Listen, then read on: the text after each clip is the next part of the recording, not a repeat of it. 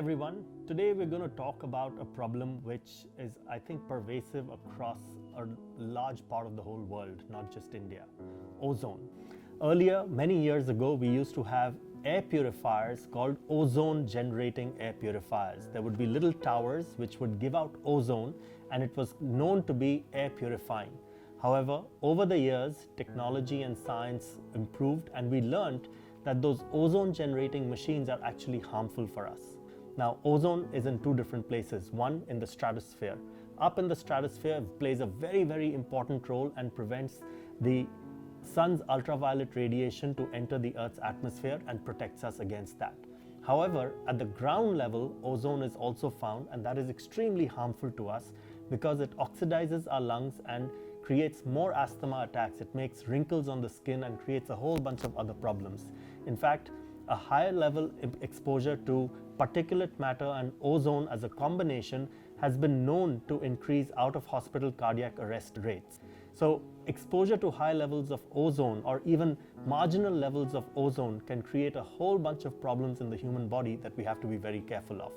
And related to that, we know that ozone can be very, very, very harmful to us because there are lots of air purifiers and technologies on the market that actually produce ozone either as a byproduct or as a primary product. The primary ones, let's put aside for a second because we know we don't work with those anymore at all.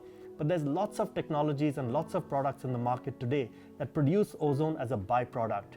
Ionization, anything that has negative ionization has a very high probability of producing tiny amounts of ozone. Now let's understand that one step a little bit deeper. Ozone levels in the United States are very, very low, ambient ozone levels.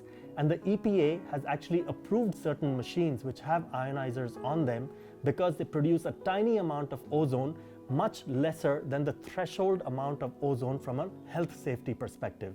So let's say that the health safety perspective, ozone levels are 50 parts per billion, and this machine only produces about 1 or 2 or say 15 parts per billion of ozone. 15 is well below the 50 threshold, and so it's acceptable. However, in Delhi, we have a different problem. The ozone levels outdoors are already above the threshold of 50.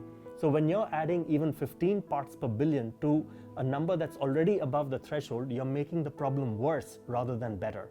So you want to ensure that you get technologies that don't have ionizers in them, that don't have any active filtration in them, which can perhaps increase the amount of ozone and cause more out-of-hospital cardiac arrest and more asthma attacks and cause more problems rather than fix the problems. So ground level ozone is known to be bad.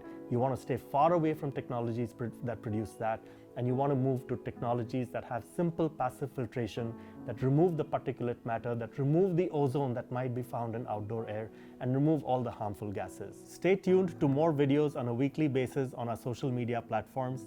Invite your friends to watch, and most importantly, please give your feedback, your comments, and even more importantly, your questions.